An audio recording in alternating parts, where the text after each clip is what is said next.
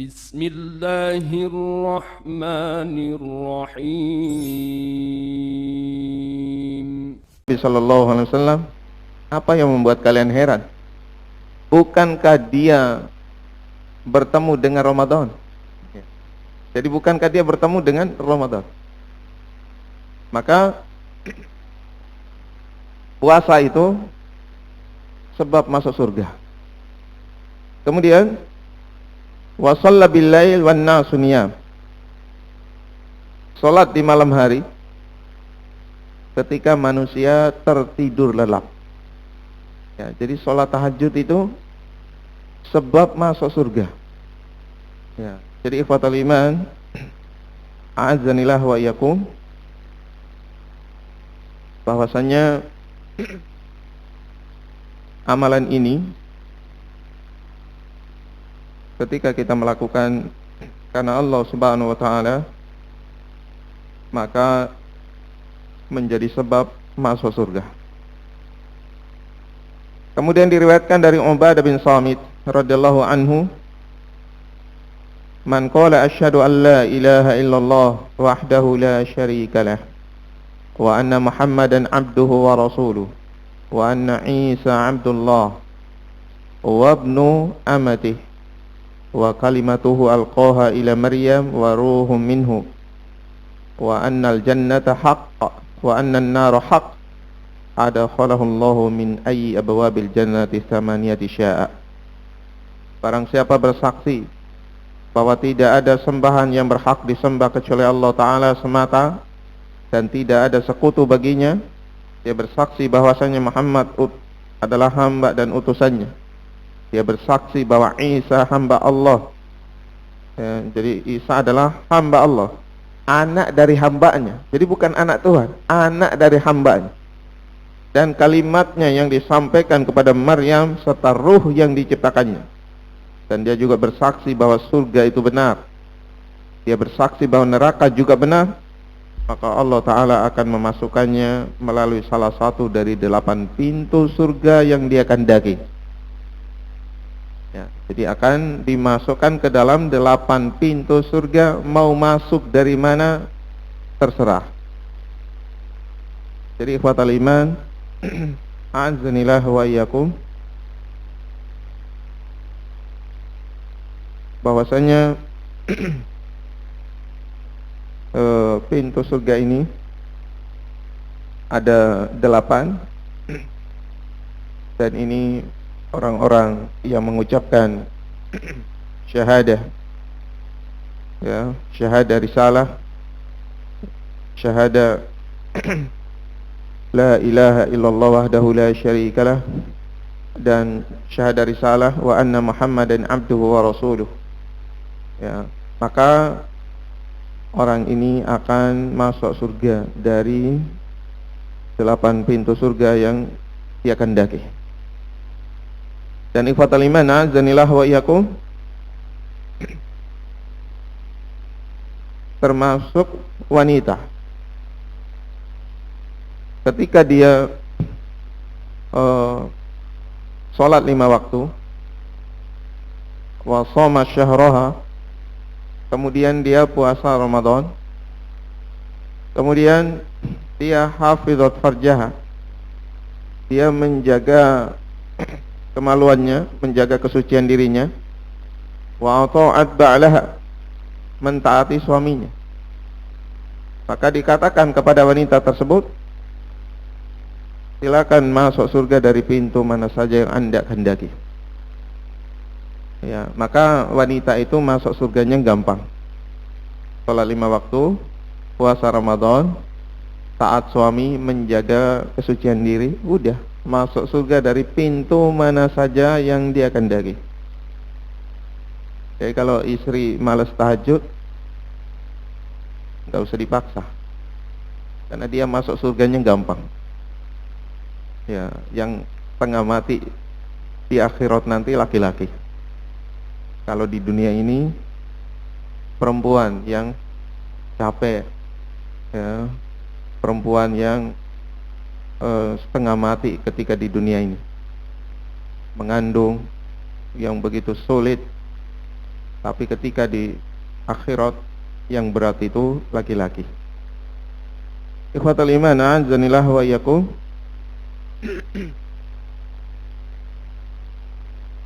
Bahwa diriwayatkan dari Abu Bakar bin Abdullah bin Qais, dari bapaknya, dua bagian dari surga yang perabotnya serta segala isi di dalamnya terbuat dari perak, dan dua bagian dari surga yang perabotnya serta segala isinya di dalamnya terbuat dari emas. Tidak ada yang menghalangi satu kaum untuk melihat Rabb mereka selain selendang keagungan yang ada di wajahnya di surga Aden. Ya, jadi ikhwatal iman, a'azzanillah wa iyyakum, ada jannatani min fiddah aniyatuhuma wa ma fihima, ya, dua bagian dari surga yang perabotnya serta segala isinya di dalam terbuat dari perak, dan dua bagian dari surga yang perabotnya serta segala isinya di dalamnya terbuat dari emas. Maka ini perabotan penduduk surga itu dari emas dan perak. Maka di surah Al-Insan ayat 15, wa yutafu alaihim bi aniyatin min fiddatin wa akwabin kanat qawarira, dan diedarkan kepada mereka bejana-bejana dari perak dan piala-piala yang bening laksana kaca. Ya, jadi ini perabotan-perabotannya emas dan perak. Ya, Masya Allah. Bagaimana dengan tanah di surga? Ketika Isra Mi'raj,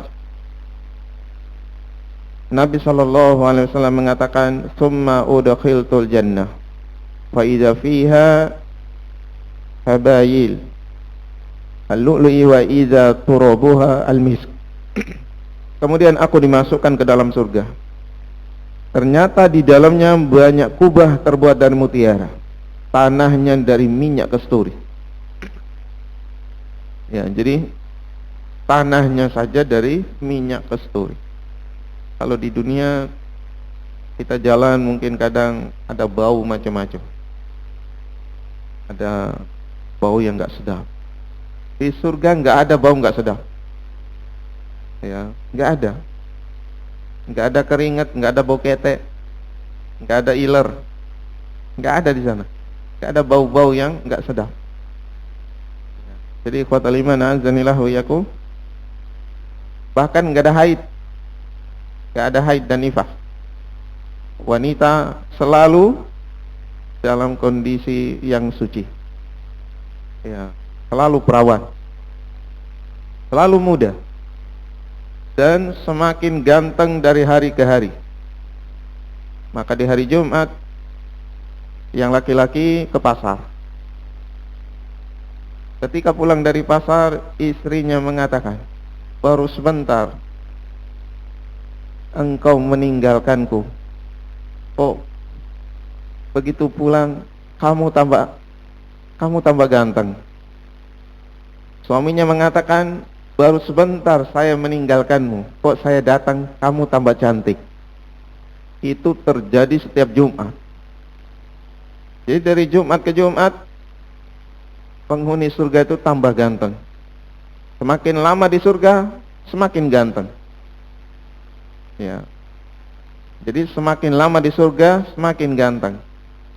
Beda dengan di dunia. Siapa yang paling lama di Bontang? Ya. Jadi yang duluan lahir dari kita-kita ini, insya Allah kalah ganteng sama kita. Jadi ikhwatal iman, a'azzanillah wa iyyakum, yang paling lama di dunia paling tidak ganteng. Beda dengan di surga. Paling lama di surga, ya kan ada yang masuk surganya belakangan. Semakin lama di surga, semakin ganteng. Oleh karena itu ikhwatal iman a'azzanillah wa iyyakum, dunia ini terlalu hina. Ya, dunia ini terlalu hina. Saking hinanya, makin lama kita di sini makin jelek. Masya Allah. Ana dulu datang ke Bontang, Ustadz Anwar tuh masih lincah, naik sepeda sampai ikut kajian di Al-Kausar sini naik sepeda dia, masih kuat dari Bontang Baru. Ya. Bahkan kemana-mana ikut kajian itu kadang kulihat jalan kaki. Sekarang kayaknya nggak kuat. Masya Allah. Maklum masih masa pertumbuhan. Tumbuh ke samping. Ya. Jadi sifatul iman a'azzanillah wa iyyakum ya. Banyak yang ketika saya datang di Bontang ini Masya Allah masih ganteng, tapi sekarang sudah banyak perubahan. Ada tanya jawab ya? Ya.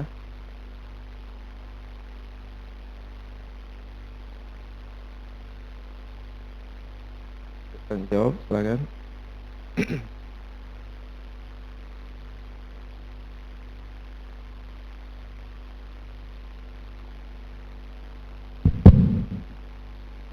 Alhamdulillah, jazakallah khairan katsiran Ustaz Arif Mawi atas paparan materi pada pagi hari ini untuk surga. Selanjutnya mungkin kita ada satu atau dua pertanyaan ya Bapak Ibu. Bagi Bapak Ibu yang mau bertanya, persilahkan. Dan mengangkat tangan, nanti saya mikrofon. Ada Bapak Ibu? Pak Mudahir, tunggu.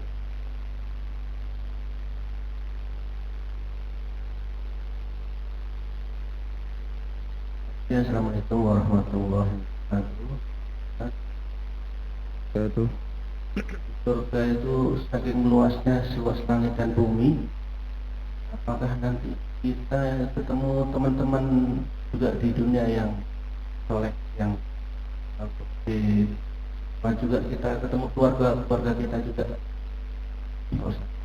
Karena ada tingkatan-tingkatan juga surga itu, yang jaraknya sekian ratus tahun itu. Oh, saya ketemu juga. Assalamualaikum warahmatullahi wabarakatuh. Di antara kenikmatan penghuni surga diketemukan dengan keluarganya yang mukmin, walaupun beda surganya, tapi di antara kenikmatan penghuni surga itu akan diketemukan dengan keluarganya, ada reunian. Ya, jadi walaupun jaraknya yang begitu jauh, tapi ketika seorang meminta kepada Allah Subhanahu wa taala dari penghuni surga tersebut, ya, dia meminta supaya ketemu dengan saudaranya, maka Allah Subhanahu wa taala akan mengabulkan permohonan dari penghuni surga. Ya, dan jemaah sekalian rahimani rahimakumullah, bahkan penghuni surga itu sendiri bisa memberikan syafaat kepada keluarganya yang masih di neraka, disiksa mungkin karena dosanya, ya, selama bukan syirik dan kekufuran, ya, selama bukan dosa syirik, kekufuran dan kemunafikan, munafik yang tulen, maka mereka itu pasti akan masuk surga. Mungkin salah satu sebabnya adalah karena syafaat dari keluarganya ini, sehingga akan diketemukan. Dia meminta kepada Allah Subhanahu wa taala untuk mengeluarkan dari neraka keluarganya yang masih di neraka. Ya, jadi Allah Subhanahu wa taala memberikan izin kepadanya, ya, sehingga kemudian dia mengeluarkan setiap keluarganya yang terancam neraka, yang singgah di neraka.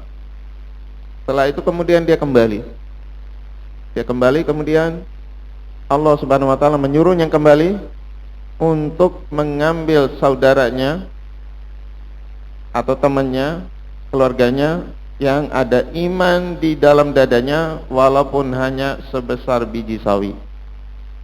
Ya. Akhirnya dikeluarkan dari neraka. Ya, jadi tentu saja ketemu. Jadi ikhwatal iman, azanillah wa iyyakum.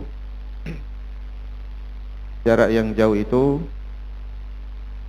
ya tetap saja bukan halangan untuk bertemu. Dan tadi dua pertanyaan ya sudah terjawab semua. Oh ya, baik, syukran, barakallahu fiik. Jazakallah khairan. Cukup jelas ya Pak Mudakir. Satu pertanyaan terakhir kalau masih ada. Belum kita tutup. Ya, seperti sudah tidak ada ya. Baik Bapak Ibu sekalian, alhamdulillah telah terlaksana kajian kita pada pagi hari ini. Sekali lagi kami ucapkan jazakallah khairan kepada Ustaz Arif Nawawi yang sudah memberikan kajian kita bersama.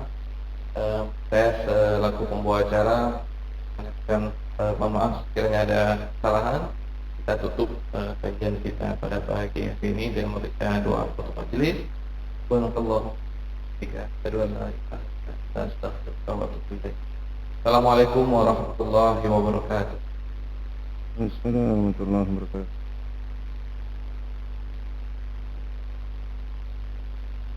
Ya, jadi saya sempurnakan jawaban dari pertanyaan tadi.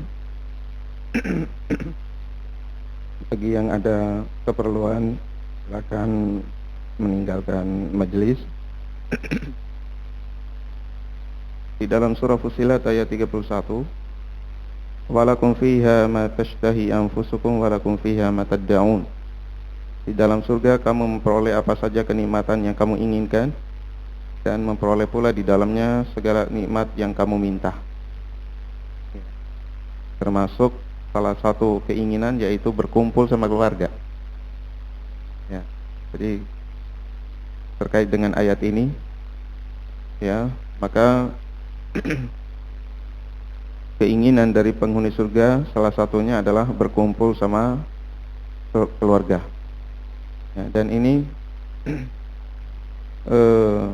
Ibnu Katsir rahimahullah menjelaskan surah Ar-Ra'd ayat 23, Allah akan mengumpulkan seorang bersama keluarganya. Ya.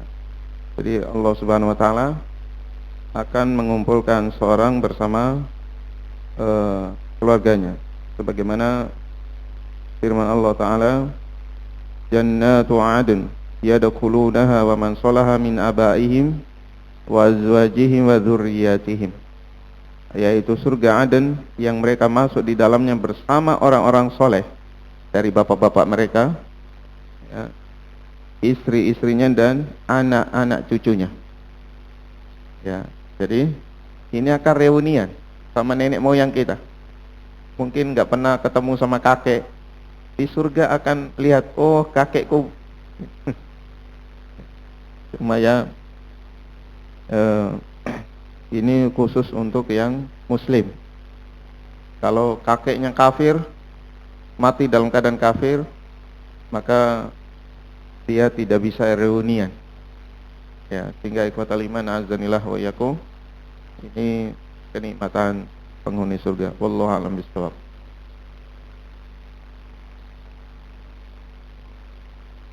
Cukup. Assalamualaikum warahmatullahi wabarakatuh.